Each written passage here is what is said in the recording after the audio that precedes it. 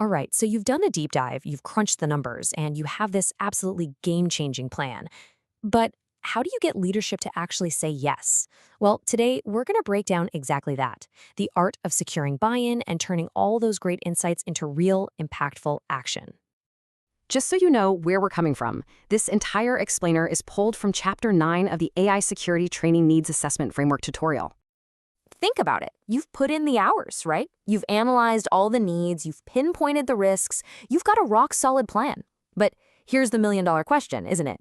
Can you get the people who hold the purse strings, the ones with the power and the budget, to actually say yes? And that really is the heart of the matter. A perfect, brilliant assessment that just sits in a folder gathering dust, it's completely useless. The real hurdle, the biggest one, is convincing your organization to actually commit the time and money to make your training initiative happen. And it all boils down to one thing: communication. So, how do we actually do that? Well, the very first step is to get one thing straight. One size does not fit all. The pitch you give to your CEO is going to be totally different from the one you give to a frontline manager. You've got to speak their language. Okay, let's start at the top. When you're talking to executives, you have to think big picture. They're constantly asking, how does this affect the bottom line? So you've got to frame your pitch in their terms. We're talking business risk, return on investment, ROI, and how this training directly supports the company's big strategic goals. See, it's not really about training for them, it's about protecting the business and creating real, measurable value. Now, let's switch gears and talk about managers. For them, the whole perspective changes. These are the folks on the ground, the ones worried about logistics and day-to-day operations.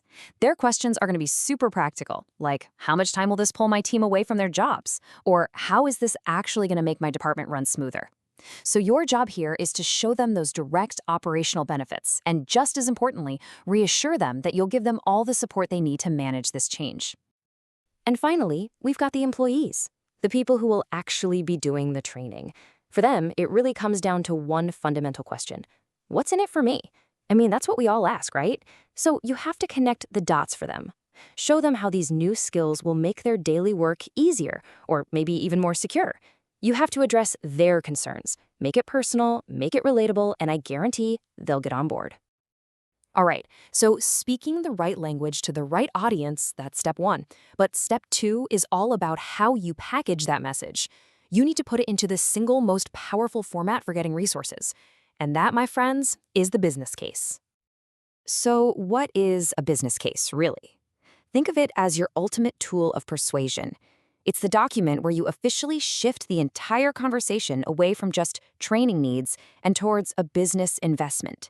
It's how you translate all your nerdy analytical findings into the language that leadership understands, the language of finance and strategy. It builds a bulletproof argument they just can't ignore.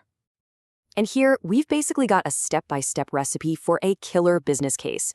First up, you hit him with a punchy executive summary. Then, you clearly lay out the problem and your proposed solution. After that, and this is key, you back it all up with a solid cost-benefit analysis, a realistic plan for how you'll roll it out, and an honest look at the potential risks. It's a structured, logical argument that just screams, take action. This right here, this is the perfect example of that mindset shift we're talking about. Look at the difference. You don't just state a technical finding like, hey, employees are using unauthorized AI tools. No. In the business case, you translate that into its real and, frankly, terrifying business impact. This practice puts us at a high risk for data breaches, which could lead to huge regulatory fines and serious damage to our reputation. See the difference? One is just an observation. The other is an urgent call to action. Okay, so you've tailored your message for each audience, and you've built this amazing business case. You're done, right? Nope, not even close. You can't just attach that report to an email, hit send, and hope for the best. That's a recipe for failure. Securing buy-in isn't a one-and-done event. It's an ongoing process. It's all about engagement. And this journey map here really drives that point home. You have to start engaging stakeholders from the very, very beginning. I'm talking day one, during the planning phase. You keep them in the loop with regular updates while you're collecting data. You're a partner to them through the whole decision-making process. So by the time you actually ask for that final sign-off, it's not a surprise. They're already invested. Why? Because they've been part of the journey with you all along. So when you boil it all down, What does this all mean for you? It means that to get from insight to action, you have to wear a few different hats. You can't just be an analyst. You also have to be a strategist, a great communicator, and yeah, an influencer. It's that three-part combo: tailoring your message, building a rock-solid business case, and engaging people every step of the way. And let's wrap up with this really powerful piece of advice, because it's a total game changer. Your goal here isn't to point fingers or criticize what people are doing wrong. Not at all. Your real goal is to present a clear, compelling opportunity for everyone to make the organization stronger, smarter, and more secure. And think about it, when you frame it like that, as a shared opportunity for everyone to win, how can they possibly say no?